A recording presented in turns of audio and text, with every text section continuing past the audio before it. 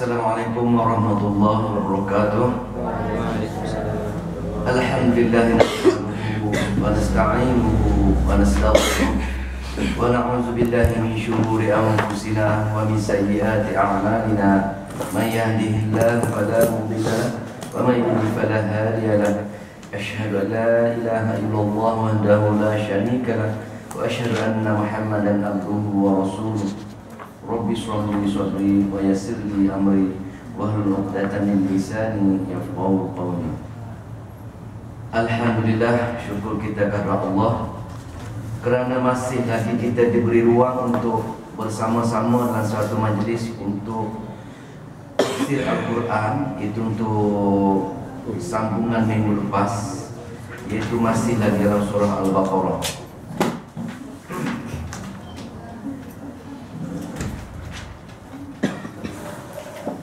A'udzu billahi minasy syaithanir rajim.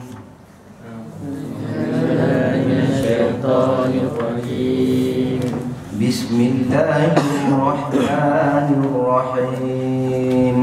Bismillahirrahmanirrahim. Alladzina yu'minuna bil ghaibi wa yuqimuna as-salata wa mimma razaqnahum yunfiqun. Alladzina yu'minuna bil ghaibi wa yuqimuna as-salata wa mimma razaqnahum yunfiqun. Walladzina yu'minuna bima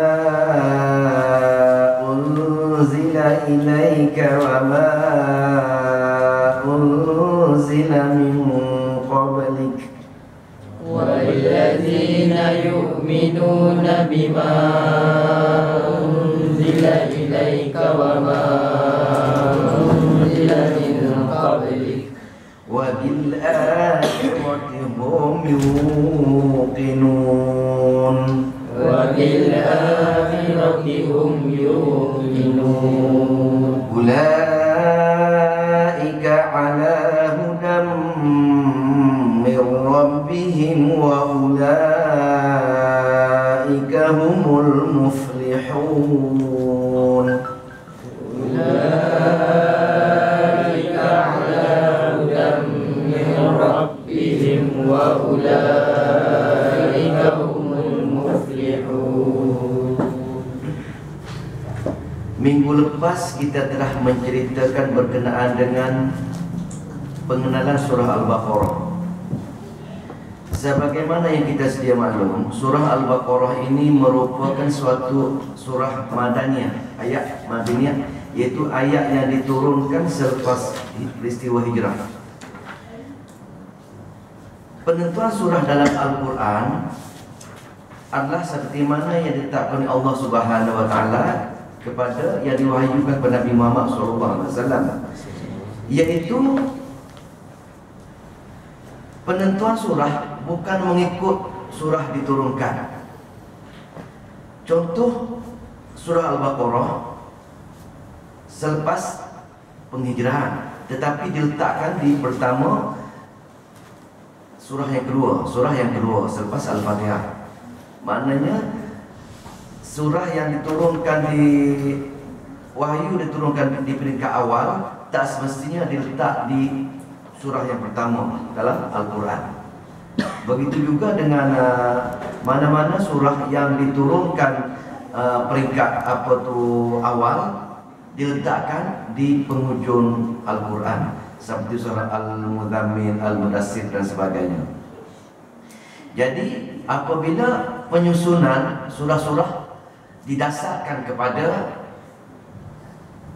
macam ni, ahli-ahli mufassir telah mengkaji ataupun mencari hikmah kenapa apa hubungkan di antara surah Al-Baqarah dengan surah sebelumnya, ataupun surah Al-Imran dengan surah Al-Baqarah. Ada apa pertalian dia? Itu yang kita nak jelaskan di sini, yang kita belajar minggu lepas. Okey, penyambungan kita, apa yang saya nak cerita ni ialah bagaimana kita nak faham surah Al-Baqarah. Itu niat saya. Bila kita tengok surah Al-Baqarah, kita dah faham apa sebenarnya tujuan Allah turunkan surah Al-Baqarah. Kita baca surah Al-Baqarah, kita nampak ini sebenarnya intipati sebenar, tujuan sebenar diturunkan surah Al-Baqarah supaya kita boleh mengamalkan dia. Kita boleh mengamalkan surah Al-Baqarah untuk kehidupan kita. Itu tujuan sebenarnya.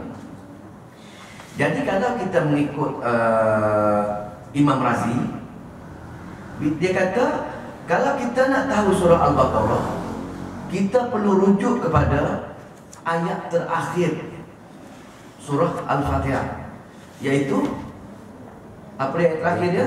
Siratal ladzina an'amta 'alaihim ghairil maghdubi 'alaihim waladdallin. Itu sebenarnya. Maknanya bila kita memahami ayat terakhir surah Al-Fatihah, dia ada untuk menunjukkan keadaan dalam surah Al-Baqarah. Apa dia maksud dia? Kita memohon, berdoa dengan Tuhan, siratal ladzina an'amta 'alaihim, ya Allah yang Tuhanku, tunjuklah aku jalan seperti mana golongan yang diberi nikmat, dan bukannya golongan yang kamu murkai dan juga golongan yang sesat. Dua perkara kat sini. Yang pertama, surah Al-Baqarah menceritakan kepada kita apa dia ciri-ciri ataupun golongan-golongan supaya kita boleh belajar, kita boleh ikut apa dia golongan yang diberi nikmat, yang kita nak tiru. Apa dia golongan yang kita nak tiru? Pertama. Yang kedua, apa dia golongan yang Allah nak tunjukkan kita mempelajari sifat-sifat supaya kita jauhi. Iaitu dua golongan tadi, golongan ghairil maghdubi dengan golongan waladdallin. Dua perkara ini. Maknanya Allah nak suruh kita belajar sifat-sifat golongan an'amta 'alaihim supaya kita dapat jalan yang lurus. Dan kita tak boleh kita meminta supaya kita menjauhi golongan-golongan yang Allah murka dengan golongan sesat. Kenapa? Supaya untuk memastikan kita tak masuk jalan yang bengkok. Tujuan kita, target kita, ihdinas siratal mustaqim, nak masuk jalan lurus. Itu maksud dia. Jadi secara ghalibnya, secara keseluruhannya, dalam surah Al-Baqarah ni nak ceritanya satu bab saja, iaitu golongan kita minta Allah jauhi kita daripada golongan yang dia murkai. Dalam surah Al-Baqarah, sebahagian besar ayatnya nak menceritakan golongan pertama ni, golongan ghairil maghdubi.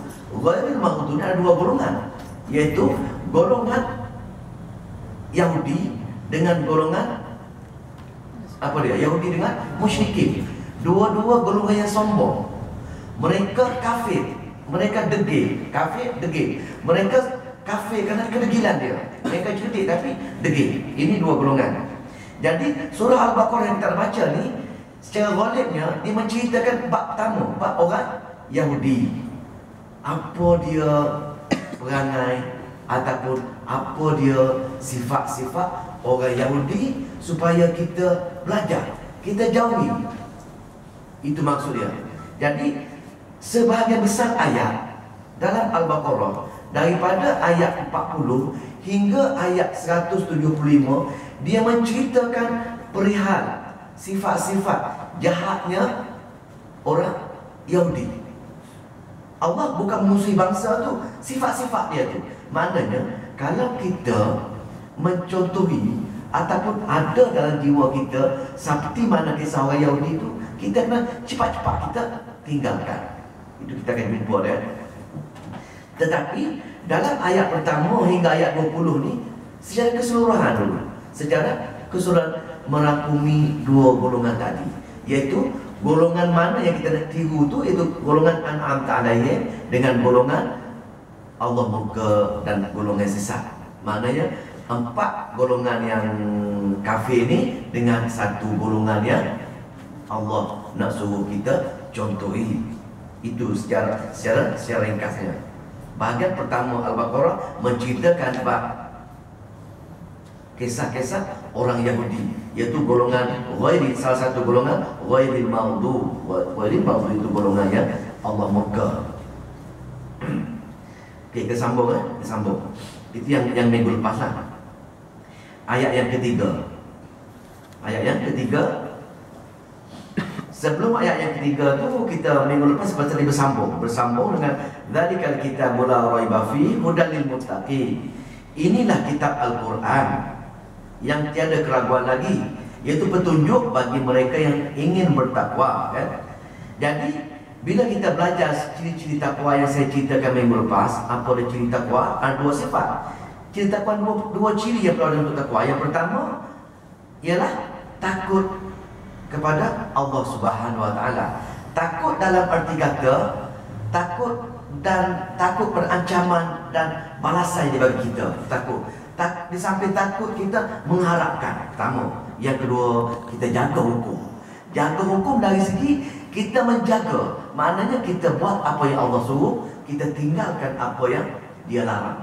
Ini maksud takwa. Kalau kita jumpa takwa mana-mana ayat Al-Quran ni, banyak ulang ayat-ayat takwa ni, dua konsep tu. Yang pertama, kita takut di samping kita mengharapkan, dan yang kedua, kita menjaga hukum-hukum kita. Itu takwa.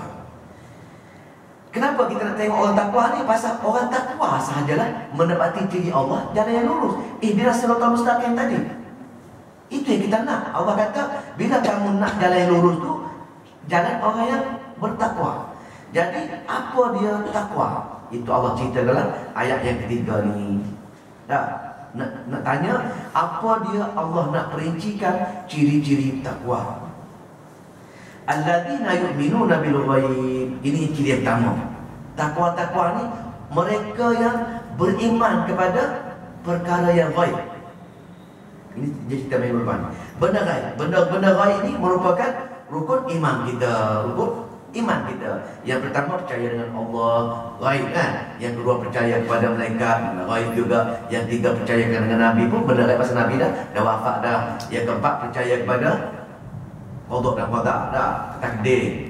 Lepas tu percaya kepada apa lagi? Kitab. Dah percaya kepada kitab.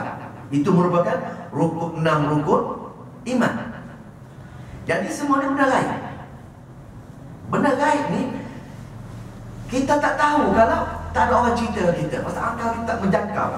Jadi siapa yang cerita benda ghaib ni? Benda ghaib hanya Al-Quran saja yang cerita yang tepat. Orang lain cerita pun dia agak saja. Bila tanya sikit dia pun tahu. Tapi kalau Al-Quran cerita, itu yang tepat. Benda-benda yang ghaib sebenarnya. Yang kita cerita minggu lepas kan, benda ghaib. Cuma benda ghaib, keseluruhan 5 perkara benda ghaib tadi ini diceritakan oleh Al-Quran. Hanya Al-Quran saja benda yang kita boleh lihat. Ada ini yang kita boleh beriman dengan dia. Bila kita beriman dengan Al-Quran, kita apa maksud beriman Al-Quran? Kita kena baca dia, kita kena belajar dia. Bila ada benda ni, kita ulang kaji dia. Bila kita beriman, kita menghayati, mengamalkan dia, lama-lama dia akan mencerita kepada kita sebenarnya Allah macam mana, malaikat macam mana, Nabi macam mana. Itu rukun iman tadi diceritakan dengan jelas oleh Al-Quran. Itu peri pentingnya Al-Quran. Jadi bagaimana kalau kita tak belajar Al-Quran, kita nak kenal rukun-rukun iman tadi? Ini problemnya.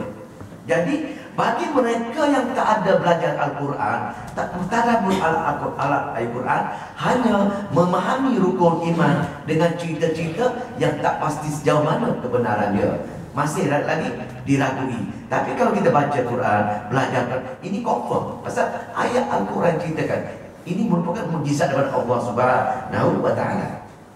Pertama, itu merupakan allazina yu'minuna bil ghaib. Itu kita belajar minggu lepas. Sebenarnya saya ulang kaji sikit ya. Okey, yang kedua, apa yang kedua? Wa yuqimunas shalah. Apa dia wa yuqimunas shalah ni? Wa yuqimunas shalah mendirikan sembahyang. Mendirikan sembahyang. Kenapa dia ungkitkan kata mendirikan? Mendirikan sembahyang ni maksud dia menyempurnakan sembahyang. Bukan sembahyang. Kalau sembahyang, solat saja kan. Ini menyempurnakan sembahyang. Maknanya di sini Allah menekankan peri pentingnya kita menyempurnakan sembahyang kita. Banyak hadis-hadis Nabi mengatakan, sembahyanglah kamu seperti mana aku sembahyang. Ini kita kena belajar. Sembahyang kamu jangan lalai. Kena ada belajar hukum sembahyang apa, syarat sah sembahyang apa, apa perlu baca sembahyang. Itu dalam hadis-hadis Nabi. Maknanya kita sembahyang seperti mana cara Nabi sembahyang. Kita bersembahyang semacam mana? Semacam sahabat-sahabat sembahyang. Itu yang sempurna, itu yang tepat sebenarnya. Jadi kalau kita bersembahyang bukan semacam Nabi sembahyang, tak tepat. Tak tepat. Tak.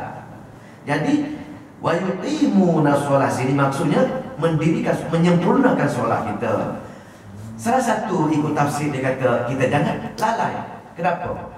Pasal bila satu ayat dalam ayat Al-Quran dia mengatakan surah Al-Ma'un tu, Ara'aital lazi, Al-Ma'un ara'aital lazi yukadzu bid-din. Itu apa dia bunyi dia? Fawailul lil musalli, fawailul lil musalli. Maka kecelakaanlah orang yang bersembahyang. Tengok, Allah kata celaka orang yang bersembahyang. Orang sembahyang pun celaka. Macam mana? Kalau kita fawailul lil musallin allazina amanu an salati Nabi sahur, maknanya mereka yang lalai dalam sembahyang dia. Maknanya Allah mengatakan celaka. Sama juga dengan ayat-ayat yang Allah celakakan pasal wailul lil mutaffifin. Contoh dah, celakalah bagi mereka yang mencuri timbangan. Wailul lil mutaffifin, apa lagi celaka lagi? Wailul likulli humazatin lumazah. Celakalah mereka yang apa dia? Pendusta dan pemfitnah. Allah celakakan. Mana semayang Allah kata kalau kita tak sempurna semayang kita, Allah kata celaka. Itu maksudnya fawailul lil musalli. Maknanya sini wa yuqimuna shalah, kita kena sempurnakan sembahyang kita. Kita jangan lalai lah. Sebab tu kita bila kita baca Al-Fatihah dahulu, kita faham konsep Al-Fatihah, kita berdoa dengan Allah, ihdinas siratal mustaqim, ya Allah bimbinglah aku jalan lurus ya Allah, siratal ladzina an'amta alaihim. Maknanya jadikan aku seperti mana golongan orang yang kau bagi nikmat. Surah Al-An'am, ghairil maghdubi alaihim waladdallin, dan bukannya seperti mana golongan yang kamu murka, dan bukannya seperti mana golongan yang sesat. Kat sini maksud dia. Kita berdoa Al-Fatihah kita. Kenapa? Tujuan kita supaya kita tak lalai. Ini yang kita minta dengan Allah sebenarnya. Ini untuk menjawab persoalan wa yuqimuna shalah. Sembayanglah seperti mana Nabi sembayang di sini sebenarnya. Ini sebenarnya dua perkara yang kedua, iaitu ciri-ciri bertakwa. Yang kedua, sembahyang ini merupakan benda ibadat kepada Allah Subhanahu wa taala. Dalam ayat ini sebenarnya yang pertama rukun iman, kita percaya benda gaib. Bila kita beriman, lepas kita beriman, yang kedua kita amal. Beriman kita yakin, belajar Quran, ayat Quran, amalkan Al-Quran, itu beriman. Lepas beriman apa nak? Kita kena mengamalkan dia, perbuatan kita. Apa dia beramal? Beramal dibagi dua. Yang pertama kita beramal dengan Allah. Apa dia beramal yang paling besar? Apa dia amalan kita dengan Allah yang paling besar? Apa benda? Tadi wa yuqimuna shalah, yang paling besar. Haji ke apa tak ada. Bila kita mati, yang pertama dikira ya solat kita. Cuba bayangkan bagaimana kalau solat kita tak sama dengan solat Nabi. Bagaimana solat kita tak sama dengan solat sahabat sunnah. Ini perlunya kita mengikuti sunnah. Kena belajar cara sembahyang, cara sunnah. Itu maksudnya. Yang pertama wa yuqimuna shalah. Hubungan kita dengan Allah yang paling besar pahalanya, yang paling besar fadilahnya adalah solat. Oh, tekankan jangan kita lalai dalam solat. Pertama. Yang kedua apa benda? Yang kedua ialah hubungan kita dengan manusia. Apa yang paling besar? Kat sini wa mimma razaqnahum yunfiqun. Wa mimma, dan dari harta tu rozak yang aku bagi pada kamu tu, kamu infakkan sikit. Zakat. Zakat yang merupakan amalan yang kedua. Tadi yang pertama kita cerita hubungan kita, amalan kita dua ada. Yang pertama hubungan kita dengan Allah. Bagaimana cara supaya Allah kasihkan kita? Kita kena bersemayang, hubungan kita dengan Allah. Yang kedua, hubungan kita dengan sama kita. kita dengan ayah kita, kita dengan jiran kita, kita dengan kawan kita, kita dengan jemaah kita. Apa ikatan kita yang paling sempurna ke sini? Zakat. Pasal apa? Pasal tujuan zakat untuk memakmurkan harta. Bila kita ada duit, kita akan bagi ke orang. Bagi orang miskin boleh mewah juga, orang miskin boleh belajar juga. Itu cara nak mengembangkan ekonomi kita, mengembangkan hubungan di antara sesama manusia. Adat tadi dua perkara ni, solat dan zakat, dua perkara. Kalau mengikut tafsir Qurtubi kata bukan setakat harta saja. Dia kata untuk mengganti wa mimma razaqna, dia kata wa mimma 'allamna. Sebahagian ilmu kita ni, sebahagian ilmu kita ni ajar pada orang lain. Maknanya dua perkara di sini. Yang pertama, rezeki berbentuk material. Yang kedua, rezeki berbentuk ilmu. Maknanya itu ya kita, bila kita belajar tadabbur Al-Quran, belajar Al-Quran, kita kena cerita kepada orang lain supaya adat tadi, untuk menjaga adat tadi. Bila kita dapat ilmu tadabbur Al-Quran ni, kita balik rumah, kita menceritakan pada jiran-jiran kita, ataupun kita cerita pada adik-adik kita ayat yang kita belajar ni. Itu caranya untuk menginfakkan ataupun menyebarkan ilmu yang kita belajar. Maknanya wa mimma razaqna, yang kedua wa mimma 'allamna. Maknanya dua-dua, zakat harta ataupun ilmu kita belajar kena sebarkan. Habis dah dua perkara sekali.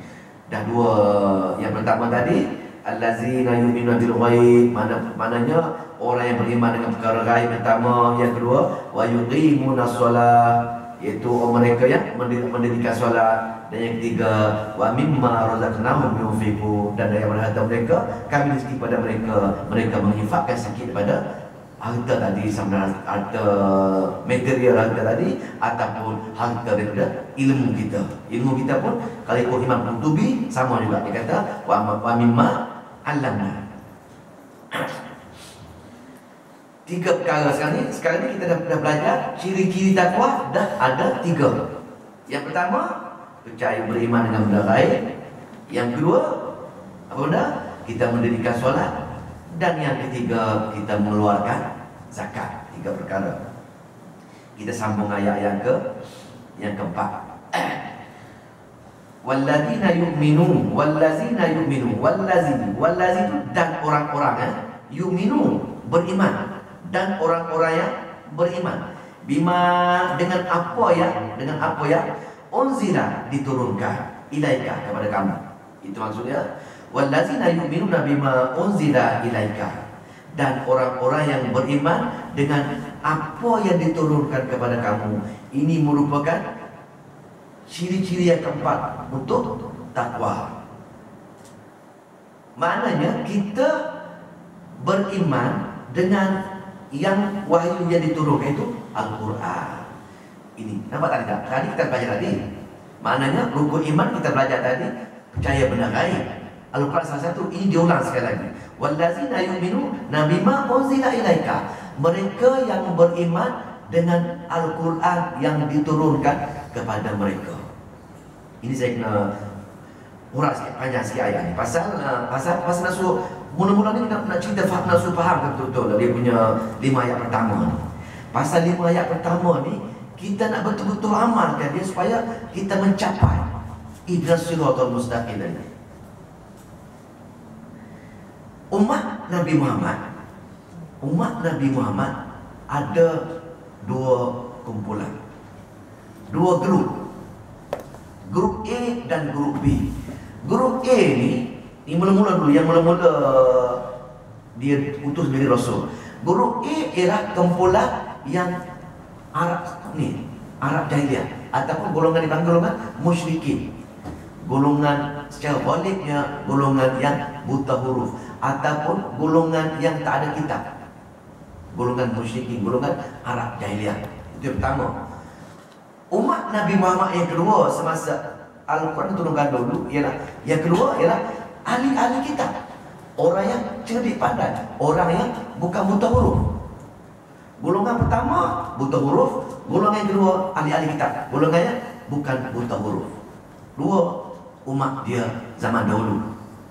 Nak cerita bab ni Tetapi dengan turunnya Al-Quran, dengan mukjizat Allah, mereka yang buta huruf di kalangan kaum musyrik itu telah berjaya ditarbiahkan supaya memahami Al-Quran. Walaupun mereka buta huruf, tak pandai baca, tak pandai menulis, tapi bila Nabi menceritakan pasal ayat Quran, mereka ingat.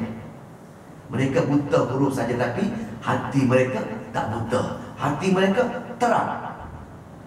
Huruf dia buta, tapi hati dia nampak. Pasal apa? Bila cerita sekali, dia boleh ingat, dia boleh hafal. Sebab tu syarat untuk kita hidup, amalan-amalan kita ni langsung tak ada disabit dengan buta huruf, baru kita boleh berjaya dalam amalan kita. Ramai mereka yang buta huruf tetapi telah dimasukkan dalam syurga Firdaus. Jadi kita yang cilik huruf ni tak boleh masuk. Kenapa? Ini kita perlu belajar ciri-ciri tadi. Kenapa? Ini kita perlu menghayati Al-Quran.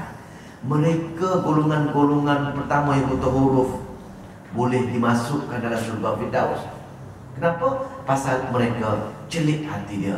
Bila Nabi cerita dengan dia dengar betul-betul, di balik rumah dia cerita balik kepada kaum kerabat dia. Hari-hari dia cerita itu. Hari-hari, seminggu kotam Quran. Bincang hari. Sebab itu Allah tunjuk mukjizat Al-Quran yang tunjuk supaya celik hati dia untuk menerima Al-Quran. Pertama kan. Jadi bila mereka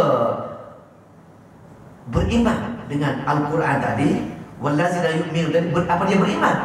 Beriman dengan Al-Quran ni bukan setakat beriman, percaya saja. Kita cerita pada kita, aku dah lama dah beriman dengan Al-Quran, aku lama dah beriman dengan Al-Quran ni. Tapi setakat beriman saja, tapi tak ada usaha untuk belajar memahami Al-Quran. Tak tercapai. Tak tercapai.